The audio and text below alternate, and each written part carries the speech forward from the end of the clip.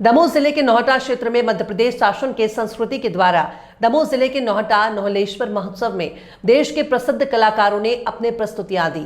संस्कृति मंत्री धर्मेंद्र सिंह के भाई सत्येंद्र सिंह लोधी के अनुसार मंत्री जी की मंशा थी कि इस बार मेले को एक नया स्वरूप दिया जाए ताकि नौहटा का नाम भी राष्ट्रीय स्तर पर अंकित हो सके। तो वहीं मेले में भी स्थानीय लोगों ने जमकर खरीदारी की और आयोजित हो रहे रंगारंग कार्यक्रम में भी क्षेत्र की जनता ने भरपूर आनंद लिया। इस कार्यक्रम में सभी वर्ग के लोग शामिल हुए।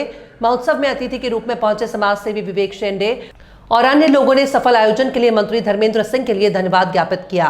दबंग इंडिया आपकी आवाज के लिए डॉक्टर चौहान, दमोह की रिपोर्ट। संजय जी हैं सर, मैं आपसे जानना चाहूँगा कैसा रहा ये पूरा कार्यक्रम और जो चल रहा है। देखा है कि ग्रामीण क्षेत्र में पहली मर्तबा इतना भव्य आयोजन हुआ। नौहलेश्वर महोत्सव 2025 ये अपने एक विराट स्वरूप में दिख रहा है। ये पूर्व में भी इस प्रकार का नौहटा महोत्सव के नाम से जाना जाता था। हमारे पूर्व मंत्री रहे रत्नेश सोलोमन जी, उन्होंने इससे एक नई इस परंपरा का शुरुआत की थी। बीच के कुछ कालखंड में ये बंद हो गया था, परंतु हमारे अभी वर्तमान में जो संस्कृति मंत्री हैं, यहाँ के क्षेत्रीय विधायक धर्मेंद्र सिंह जी के प्रयास से गत वर्ष से ये फिर से शुरू हुआ है। गत वर्ष की तुलना में इस साल उन्होंने कई नए आयाम जोड़े हैं।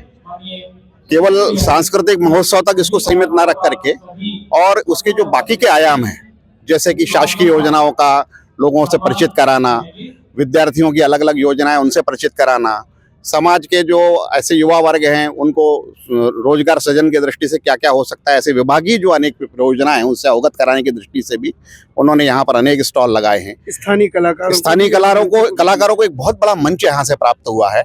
देश विदेश के कलाकार तो आए हैं, परंतु स्थानीय कलाकारों को की प्रतिभाओं को उभारने के लिए बहुत अच्छा मंच है, अच्छा प्रयास है और इस प्रयास आगे भी स्थायी रहे, इसका प्रयास होना चाहिए।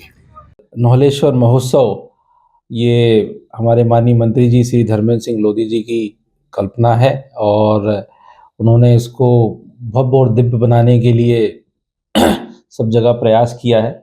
और ये 10 दिन का मेला और 10 दिन की प्रस्तुतियां, उसमें 5 दिन की सांस्कृतिक विभाग के द्वारा प्रस्तुतियां हैं और बचे हुए 5 दिन स्थानीय प्रस्तुतियों को हम इसमें मौका दे रहे हैं। आज 5वां दिन है और आज पलक मुंछाल जी का कार्यक्रम यहाँ पर है और अभी 24 तारीख को एक बड़ा कवि सम्मेलन यहाँ पर रखा गया है, जिसमें काफ़ी प्रसिद्ध कवि यहाँ पर हमारे जो तारक मेहता के उल्टे चश्मे में आते हैं, हमारे लोढ़ा जी वो आ रहे हैं और भी अन्य कवि आ रहे हैं। और साथ में 26 तारीख को लखा जी का कार्यक्रम है, आशा वैष्णव जी का कार्यक्रम है, शिवरात्रि है 26 को।